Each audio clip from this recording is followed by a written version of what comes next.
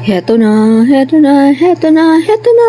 Ah, dubi-dubi-du, bidu-bidu. Magsisimula na ang gastusin namin. Oh my gosh, Lord help us. Sana makaya namin ang mga expenses na ito. So today, kailangan naming mag-down payment sa aming builder. So, kailangan ko ng check number. First payment. Ano bang date nito? Today is October 1st. No, actually October 2. And then 2024 check number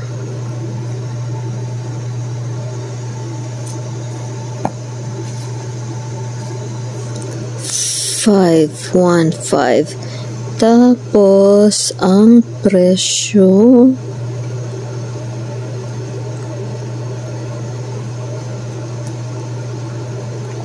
tapos kailangan initial niya dito.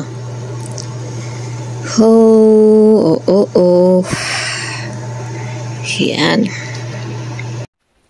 Hi guys, good morning, good afternoon, good evening, good midnight to all my friends near and far. This is Marilyn, your friendly Filipino carpentera here in America. Ngayon guys, magpe-prepare ako dahil attend kami ng meeting ng asawa ko. Punta kami doon sa HOA or Homeowners Association sa lupa naming tig 5-5 lang. But for now, I'm gonna prepare my face. Nakakatakot kasi ito, no? Mas mahiya naman ako sa eye bags ko, no? Tingnan nyo. Magpe-prepare muna tayo. First and foremost is, wala kasi akong primer guys. So, ito na lang yung gagawin ko. I'm gonna moisturize my face. Mas maigi sana kung may moisturizer ako. Mas maigi sana kung may primer ako. Kaya lang parang expired na yung nabili ko long time ago in Bethlehem. So, anyway, I hope you guys would enjoy watching my face kahit na hindi masyadong nakakatakot. And of course, after that, we're going to even it out.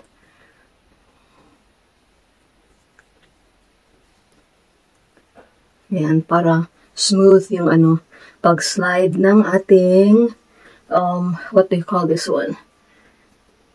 Foundation once we apply it. So, yan. Alright. And then, syempre, walang kakupas-kupas na. Ano kaya ito? Parang moisturizer din siya. However, parang may SPF ata to eh. I'm not sure. So, sabi nila, morning and evening daw i-apply ko. Ngayon, hapon na. Bali na. Kasi hindi naman ako masyadong nag-a-apply pag daytime. Kung wala akong pasok. Ano bang pasok? Pasok sa eskwela, feeling mo lang yan. Estudyante ka eh. Ang tanda mo na. Kung wala akong lakad, in other words.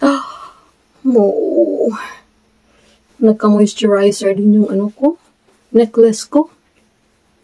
Siyempre, kailangan din natin i-moisturize yung mga neck natin para hindi din siya kukulubot.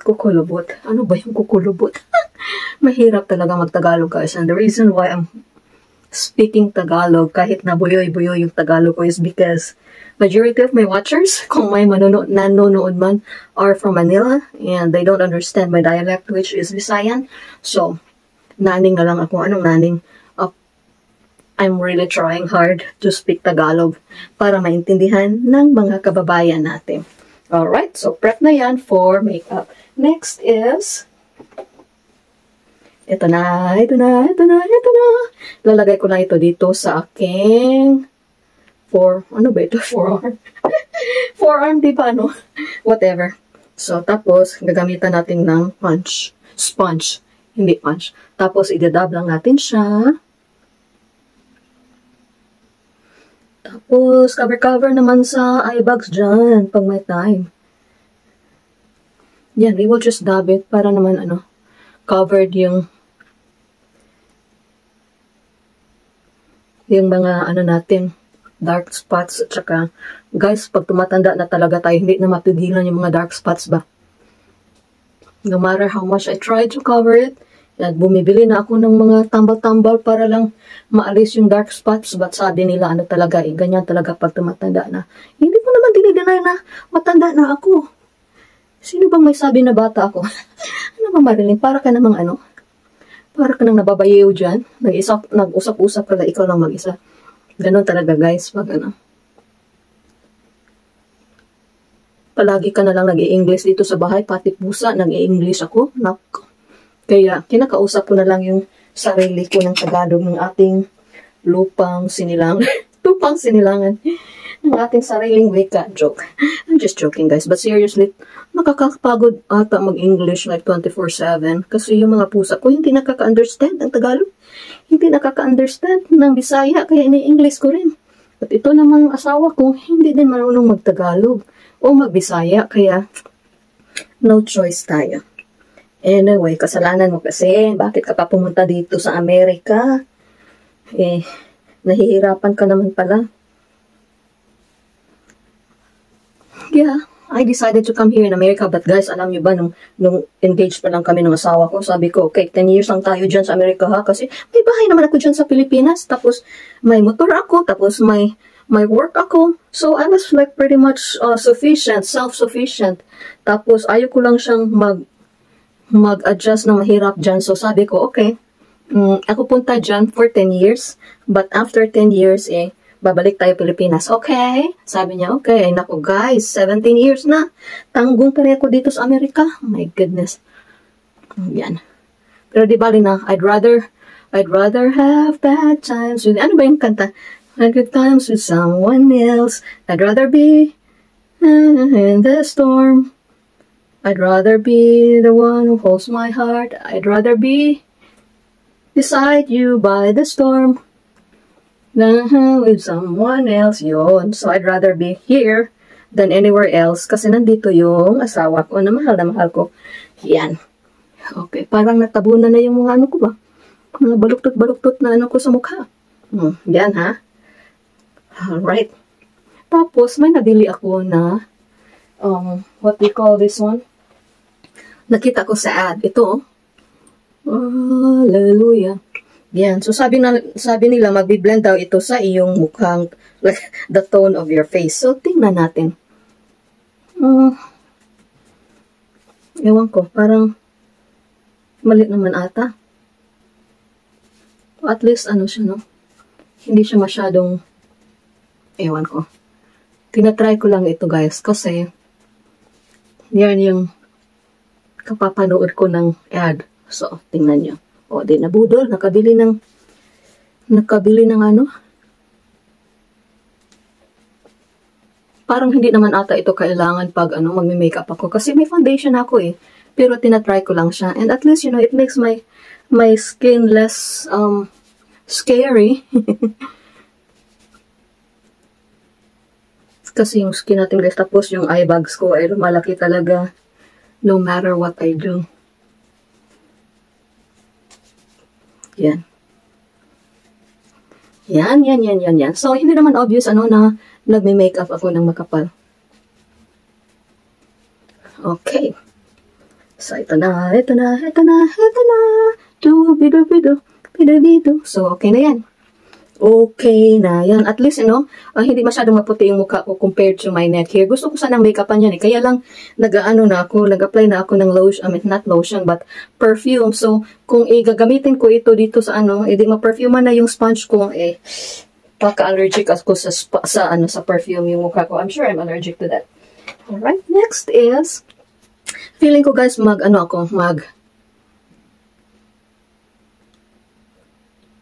kapal ako ng application ng lipstick today. Kasi ito yung favorite ko, guys. Problema nito is, binili ko ito sa Temu. Kasi nainganyo ako. Mga ads ba? Kaya lang problema dito, guys, kasi napakamura. Pag-apply mo sa lips mo, yung lips mo nagda-dry talaga. And it would take probably like a good 3 or 4 days before yung dryness maalis. So, kaya linalagyan ko siya ng lip balm before applying this. The only thing that I like about this is the color.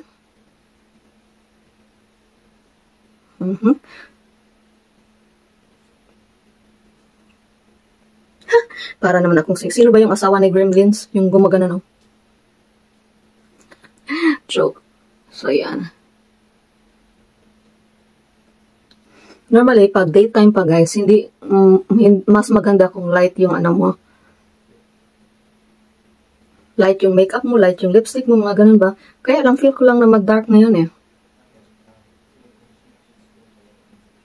Mag-dark shade. Yan. Tapos, applyan na natin ng mascara. Mascara.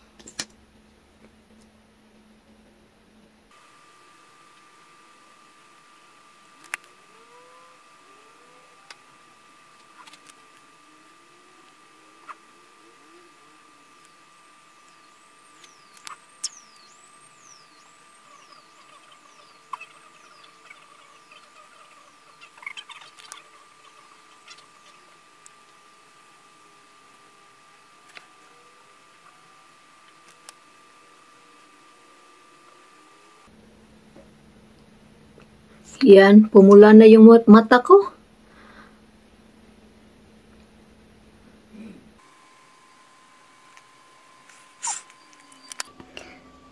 Alam niyo guys, malapit na kaming magsimulang magpatukod ng bahay. Yay! I'm so excited. Natatakot yung asawa ko kasi sabi niya, takot daw siya dahil baka makulang yung budget namin. Kundi naman, natakot naman ako, pero pag paundayunan mo yung takot mo, walang mangyayari sa buhay mo, di ba?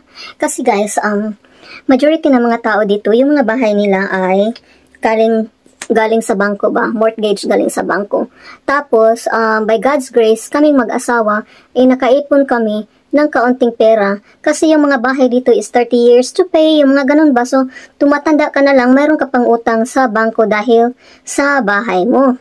Hindi gaya sa atin dyan na, di ba? Pag, fully paid na yung bahay mo, wala ka nang iintindihin. But dito, iba kasi dito.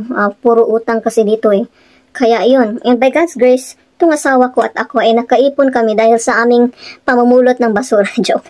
Dahil sa aming konting pangangarpentera, like buy and sell ng mga lumang bahay, nagsira-sira na, tapos inaayos namin, tapos binibinta namin. So ngayon, nakasave kami ng kaunti, magkaka-afford na kami ng patukod ng paggawa ng bahay na walang utang, which is really a big accomplishment if you're from here in America. Yung mga nasa abroad, nakakaintindi sila dahil daming utang namin dito sa Amerika. Akala lang siguro ninyo na mayaman kami dito. Mayaman kami dito sa utang, guys.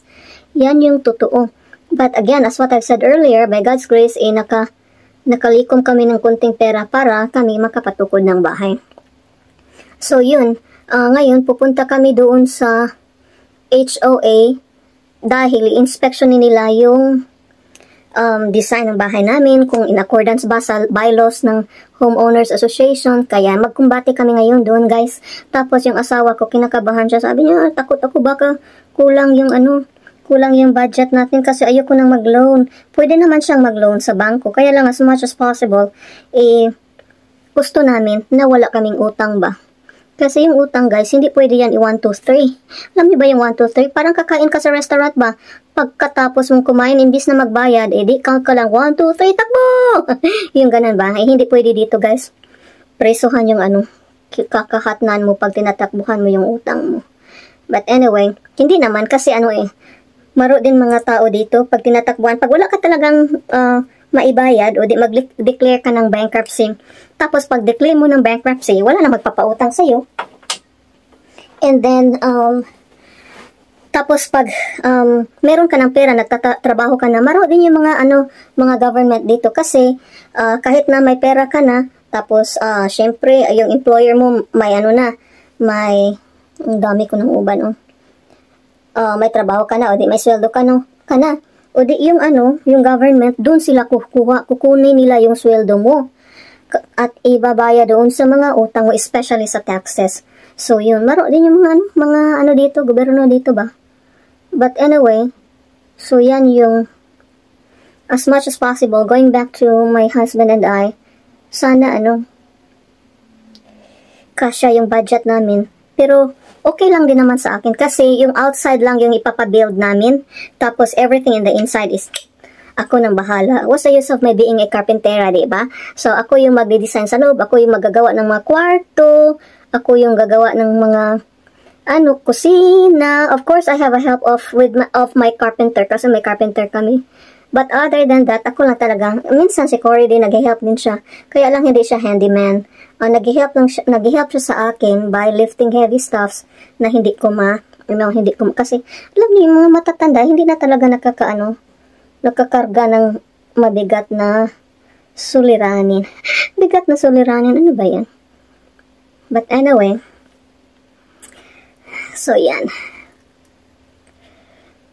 So, sabi ko sa kanya, huwag ka nang matakot kasi pag palagi tayong natatakot, walang patutunguhan itong mga natin. Tapos, pag nakukulang tayo ng pera, di ba, pwede naman tayong mangutang. Kaya lang sabi niya, ayoko na talagang may utang. Kontra talaga niya yung may utang, guys. Sa atin, kandara pa tayo pangungutang, di ba?